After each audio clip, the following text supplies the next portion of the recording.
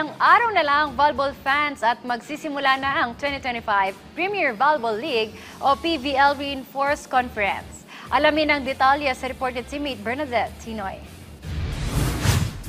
Muling papalo sa court ang mga top volleyball players ng bansa dahil aarangkada ng October 7 ang 2025 Premier Volleyball League o PVL Reinforced Conference, tampok ang 12 kuponan. Kabilang dito ang defending champion na Creamline Cool Smashers, PLDT High Speed Hitters, Galleries Tower High Risers, Next Led Chameleons, Cherry Tigo Crossovers, Choco Mucho Flying Titans, Signal HD Spikers, Farm Fresh Foxies, Zeus Coffee Thunderbelts, Petrogas Angels, Capital One Solar Spikers at Akari Chargers. Ipinaliwanag ni PVL Control Committee Chairman Sherwin Malonzo na mahahati sa dalawang grupo ang 12 teams na maglalaro sa single round robin kung saan aabante sa second round ng mangungunang tatlong volleyball squad. Top 8 teams, they will be ranked based on the number of wins and we will be using the FIVP system.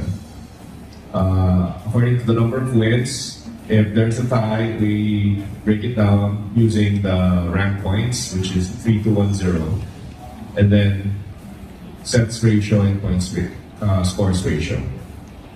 As soon as we determine the top 8, we will have a quarterfinals where number 1 will play against number 8, 2, 7, 6, 3, 6, 4, 5. And then the winners will advance to the semifinals. And then the winners of the semifinals will play for the gold.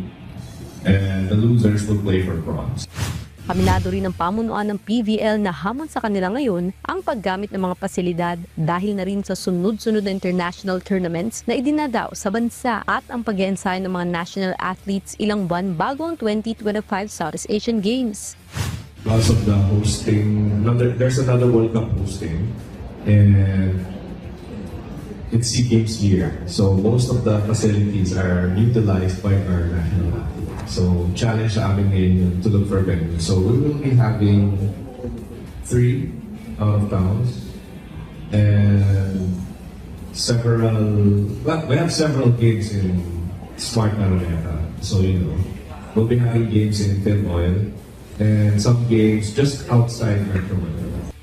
Samantala, kumpirmado na rin hindi makakapaglaro ang Pinay setter na si Gia Guzman sa nasabing conference kasunod ng full-time commitment nito sa Alas, Pilipinas para sa SEA Games ngayong Disyembre. Ayon kay Smashers coach Sherwin Meneses, malaking panghihinayang na hindi makakalahok ang multi-titled setter, ngunit umaasa siyang makakahampas si Gia sa susunod na taon. Bernadette Tinoy para sa Atletang Pilipino, para sa Bagong Pilipinas.